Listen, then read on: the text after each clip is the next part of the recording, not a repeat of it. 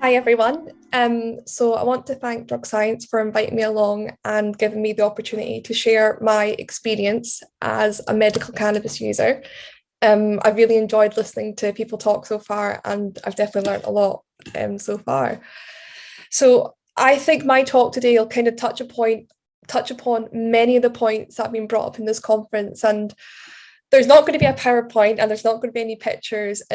But what I do hope to offer is an insight into like the human service user side of this experience. And I will talk about my time as a patient under Project 2021, but to do that, I need to talk about my experience as a medical cannabis user as a whole and why, and that'll help highlight why it's so important for people to have access to this medicine.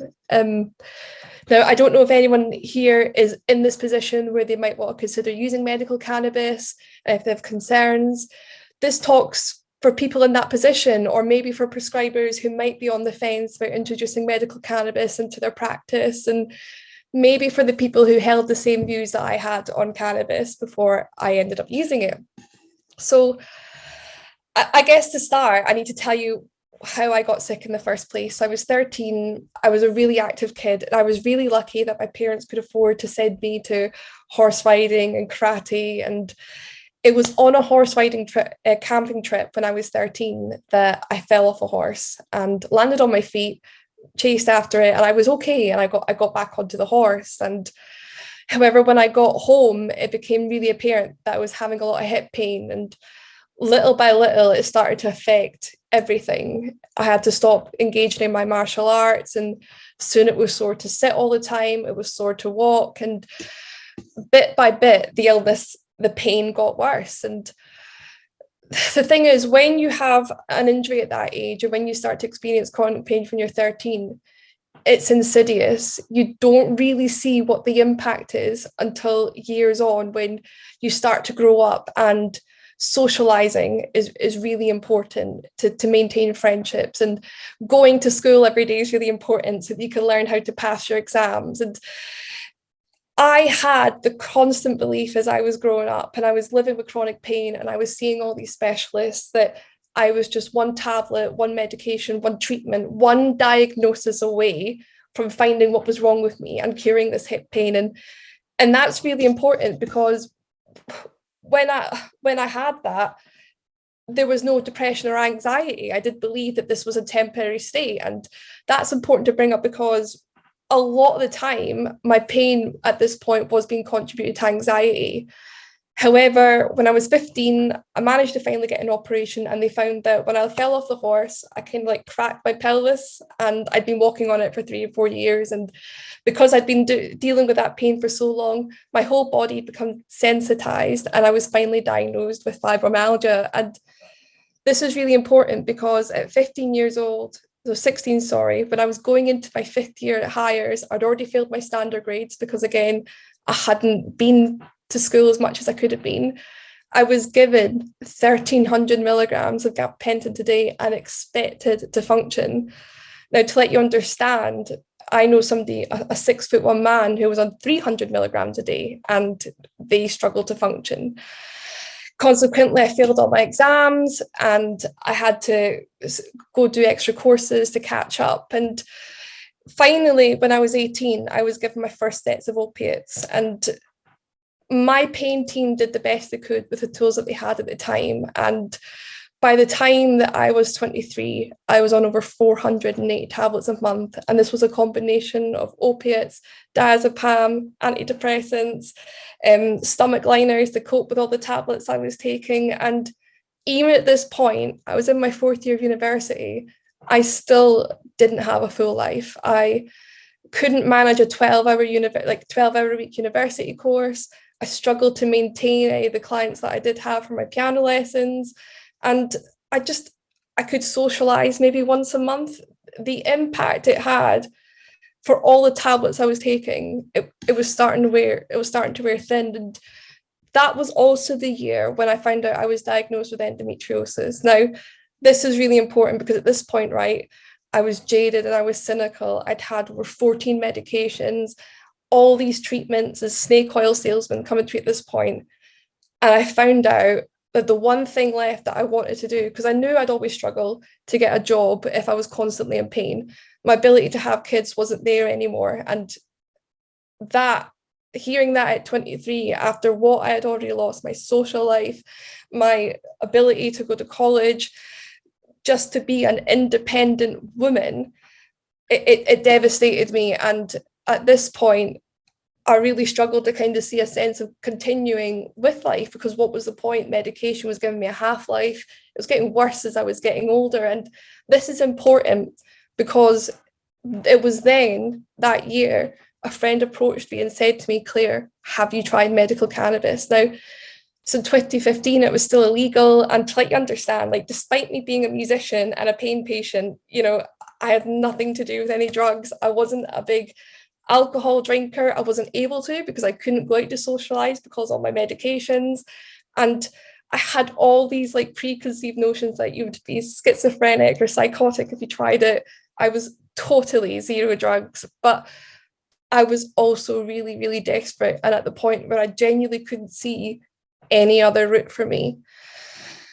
So I tried it, and that year was the first year in my life, despite having an operation, despite doing a dissertation, despite working in the community in choirs and developing my own music studio, I graduated with straight A's. And that was the year that I came off all the excess medication, and I essentially just stayed on 100 cocodamol tablets a month. And there were fluctuations of maybe trying baclofen for a month or two, just because I didn't have a reliable supply of medication or anything like that. And what I want to highlight about when I was an illegal user at that time was the amount of risk I was putting myself into. So at the time, I was in a small town and I had a really prominent piano studio. I worked a lot with kids, and I was working in dementia choirs and working in the community. So for me, I had to have PVG clearance. The risk of me getting caught with cannabis and this showing up on my PVG would have buckled the little career choices that I had due to my chronic pain medication.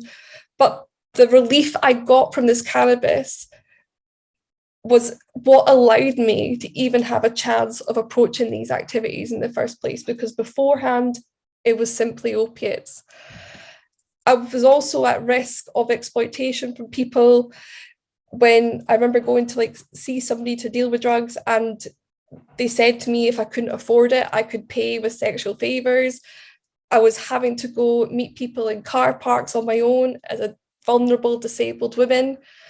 Now with a medical cannabis script, that's completely changed. And it was in January 2020 when I finally was able to join Project 2021, which subsidised my medication. And since January 2020, I can now say that I don't use any opiates or any other medication to handle my pain condition of endometriosis and fibromyalgia. I'm able to go walking and do exercise. And since January 2020, I've been able to work full-time at a crisis shelter for young people at risk of suicide and self-harm. I've been able to see a doctor who could medicate me and allow me to get pain relief at the start of the day without impacting my judgment, so I could deliver that support to young people. And I was able to do that without the worry of prosecution or fear or putting myself at risk that came with having no access to legal medical cannabis. And, when you finally do get a bit of relief from chronic pain and you're able to build yourself up in between all these bouts and these acute periods of pain, you're able to do more. You're able to do more things that give you a sense of achievement. You're able to do more things that give you a sense of connection. And these experiences are all really important when it comes to treating and working with chronic pain people. And it's really hard to move on in that journey if you don't have the relief in between it. And that's what I found I got with medical cannabis. Now that I have access to it, what I get from this medication, which at this point is just 1 ml of oil at the morning and maybe a puff in the afternoon of my vape if I'm sore, and then definitely at nighttime, I'm down to basically no medication and being able to operate and function without feeling that I'm under the influence of THC, which I didn't have access to when I was in the illegal market, which of course only had THC heavy strains. So I guess I would say to people who are maybe unsure or nervous about looking into medical cannabis is if your experience sounds a lot like mine, if you've had dozens of different medications and procedures and you're cynical because of everything that you had to cope with people trying to sell you remedies that didn't work, give medical cannabis a try. I cannot overstate how much having access to it has saved my life, because before it, at the point of where I was at, there was no quality of life that I felt was worth living at that point. And I think this is why it's really, really important to be doing this sort of work, to be doing, like, as we're saying, working backwards, testing from the man onto the mouse, and to show that medical cannabis works, because the years before I had access to it put me at risk at so many things, from prosecution, which could have affected my career choices, to being with people and having to engage with people who weren't maybe so as good as they should have been. That's essentially what my story kind of comes down to, is a testimony of my time accessing medical cannabis. Project 2021, of course, has given me the ability to access medication and afford it, whereas before I wouldn't have had that option, because obviously as a disabled person, and the impact it had on my education, my career choices are more likely to have been affected by poverty and less likely to access this medication. It has genuinely saved my life. Thank you.